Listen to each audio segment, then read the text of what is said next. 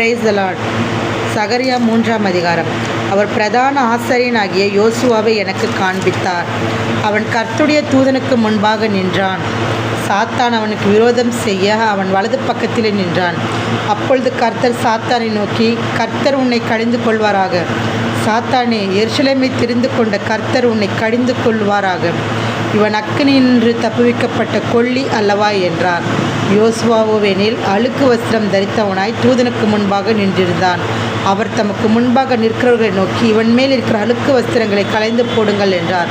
பின்பு அவனை நோக்கி, பார், நான் உன் அக்கிரமத்தை உன்னிலிருந்து நீங்கச் செய்து உனக்கு சிறந்த வஸ்திரங்களை தரிப்பித்தேன் என்றார். அவன் சிரசின் மேல் சுத்தமான பாகையை வைப்பார்களாக என்றார். அப்பொழுது சுத்தமான பாகையை அவன் சிரசின் மேல் வைத்து அவனுக்கு வஸ்திரங்களை தரிப்பித்தார்கள். கர்த்தருடைய தூதன் அங்கே நின்றார்.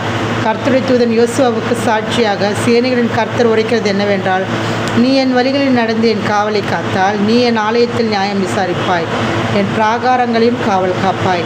இங்கே நிற்கிறவர்களுக்குள்ளே உலாவுகிறதற்கு இடம் நான் உனக்கு கட்டளையிடுவேன். இப்போதும் பிரதான ஆசாரியனாகிய யோசுவாவே, நீ கேள். உனக்கு முன்பாக உட்கார்ந்திருக்கிற உன் தோழரும் கேட்க கடவர்கள். இவர்கள் அடையாளமாய் இருக்கிற புருஷர். இதோ கீழே எண்ணப்பட்டவராகிய என் தாசனை நான் வரப்பண்ணுவேன். இதோ நான் யோசுவாவுக்கு முன்பாக வைத்த கல், இந்த ஒரே கல்லின் மேல் 7 கண்களும் வைக்கப்பட்டிருக்கிறது. இதோ நான் அதன் சித்திரவேலையை நிறைவேற்றி இந்த தேசத்தில் அக்கிரமத்தை ஒரே நாளிலே நீக்கி போடுவேன் என்று சேனைகளின் கர்த்தர் சொல்லுகிறார். அந்நாளிலே நீங்கள் ஒருவரை ஒருவர் திராட்சை செடியின் கீழ் அத்திமரத்தின் கீழும் வரவழையுங்கள் என்று சேனைகளின் கர்த்தர் சொல்லுகிறார் என்றார். ஆமென்.